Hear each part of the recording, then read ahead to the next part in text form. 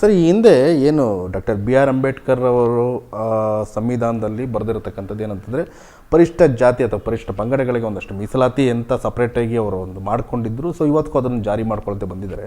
But ಇವತ್ತಿಗೆ ನಾನು ಕೇಳೋದಾದರೆ, ನಾನು ಯಾವುದೇ ಜಾತಿ ಅಥವಾ ಧರ್ಮದ ವಿರುದ್ಧವಾಗಿ ಅಥವಾ ಇದ್ರ ಬಗ್ಗೆ ಮಾತಾಡ್ತಾ ಇಲ್ಲ. ಇವತ್ತು ಈ ಕಾಲಕ್ಕೆ ನಾವು ಯೋಚನೆ ಮಾಡೋದಾದರೆ, ನಿಜವಾಗ್ಲೂ ಪರಿಷ್ಠ ಜಾತಿ ಅಥವಾ ಏನು ಜನರಲ್ ಕ್ಯಾಟಗರಿ ಅಂತ ಬರ್ತೈತೆ, ಸೊ ಇದರ ಮಧ್ಯದಲ್ಲಿ ಏನೊಂದು ಇವತ್ತಿಗೂ ಏನಾದರೂ ವ್ಯತ್ಯಾಸ ಏನಾದರೂ ಕಾಣಿಸ್ತಿದೆಯಾ ಸರ್?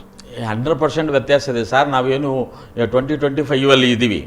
ಈಗಲೂ ಕೂಡ ನೀವು ಯಾವುದೇ ರಾಜ್ಯಗಳ ತಗೊಳ್ಳಿ, ಭಾರತದಲ್ಲಿ ಯಾವುದೇ ರಾಜ್ಯಗಳ ತಗೊಂಡ್ರೆ ಈ ದೇಶದಲ್ಲಿ ದೌರ್ಜನ್ಯಗಳು ಮಹಿಳೆಯರ ಮೇಲೆ, ಮಕ್ಕಳ ಮೇಲೆ ಮತ್ತು ಸಾಮಾಜಿಕ ಜನರ ಮೇಲೆ ನೀವೇನು ದೌರ್ಜನ್ಯಗಳಾಗ್ತವೆ, ಅದು ಆಗ್ತಾ ಇರೋದು ಈ ತಳ ಸಮುದಾಯದ ಮೇಲೇ.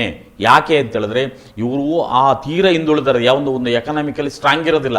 ಬಾಬಾ ಸಾಹೇಬರ ಆಶಯ ಏನಿತ್ತು, ಯಾರಿಗೆ ಆರ್ಥಿಕವಾಗಿ ಮತ್ತು ಸಾಮಾಜಿಕವಾಗಿ ಮತ್ತು ಶೈಕ್ಷಣಿಕವಾಗಿ ಅವರು ಸಬಲರಾದಾಗ ಮಾತ್ರ ಈ ದೌರ್ಜನ್ಯಗಳನ್ನು, ಈ ದಬ್ಬಾಳಿಕೆಗಳನ್ನು ತಡೆಗಟ್ಟುಕೊಳ್ಳುವಂಥ ಶಕ್ತಿ ಇರ್ತದೆ ಅಂತೇಳಿ ಬಾಬಾ ಸಾಹೇಬರು ಮೀಸಲಾತಿ ಕೊಟ್ಟಿರುವಂಥದ್ದು.